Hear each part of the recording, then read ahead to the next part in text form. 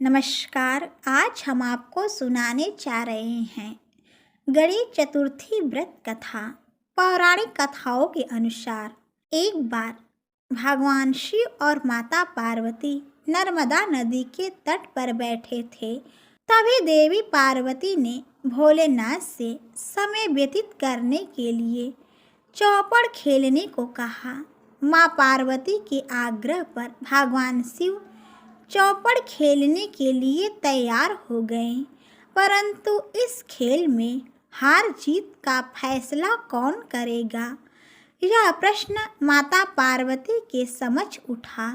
ऐसे में माता पार्वती ने कुछ तिनका एकत्रित कर उसका पुतला बनाकर उसकी प्राण प्रतिष्ठा की और पुतले से कहा, हम चौपड़ खेलना चाहते हैं, लेकिन हमारी हार जीत का फैसला करने वाला कोई नहीं है।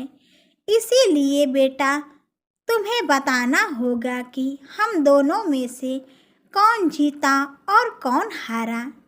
यह कहने के बाद खेल शुरू हो गया और संयोगवश तीनों बार माता पार्वती जीत गई।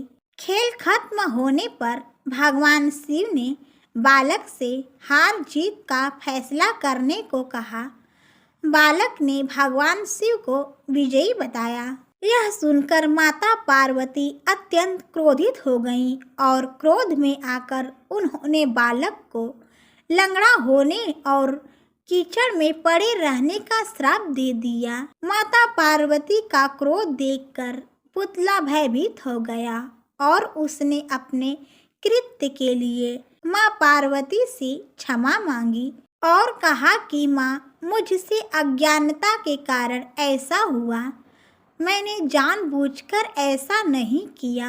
बालक के क्षमा मांगने पर माँ पार्वती काफ़ी भावुक हो गईं और उन्होंने इस श्राप से निजात पाने का उपाय बताया। उन्होंने कहा कि यहाँ गणेश पूजन के लिए नाग कन्याएं आएंगी। उनके कहे अनुसार तुम भी गणेश जी का पूजन करो, ऐसा करने से तुम मुझे प्राप्त करोगे। यह कहकर माँ पार्वती भगवान शिव के साथ कैलाश पर्वत पर चली गईं।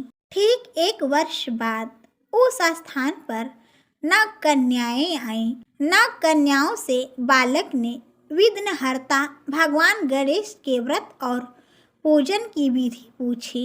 पूजा विधि जानने के बाद उस बालक ने लगातार 21 दिन तक गणेश जी का व्रत और पूजन किया।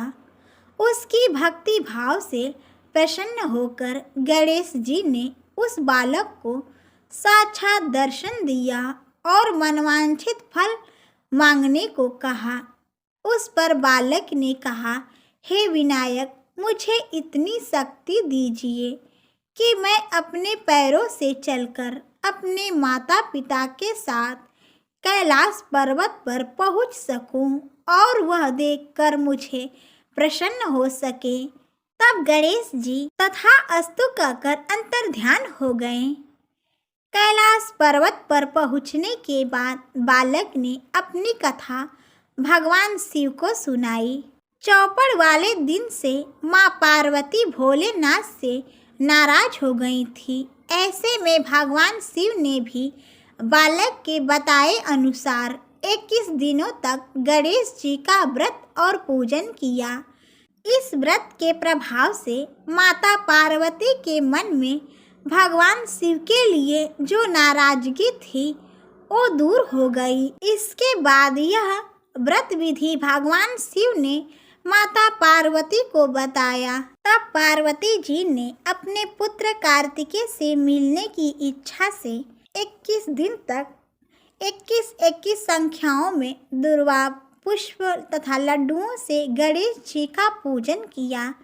21वें दिन कार्तिकेय जी स्वयं ही माता पार्वती से मिलने आए। उन्होंने भी माँ के मुख से इस व्रत का महात्म्य सुनकर व्रत किया। कार्तिकेय जी ने यही व्रत विश्वामित्र को बताया। विश्वामित्र जी ने व्रत करके गणेश जी से जन्म से मुक्त होकर ब्रह्मा ऋषि होने का वर मांगा। गणेश जी ने उनकी मनोकामना पूर्ण की। उस दिन से विघ्नहर्ता भगवान गणेश जी का यह व्रत अत्यंत फलदायी माना जाता है। इस दिन व्रत रखने और विधि विधान से पूजा अर्चना करने से भक्तों पर भगवान गणेश की विशेष कृपा बनी रहती है। प्रेम से बोलो भगवान गणेश जी की जय।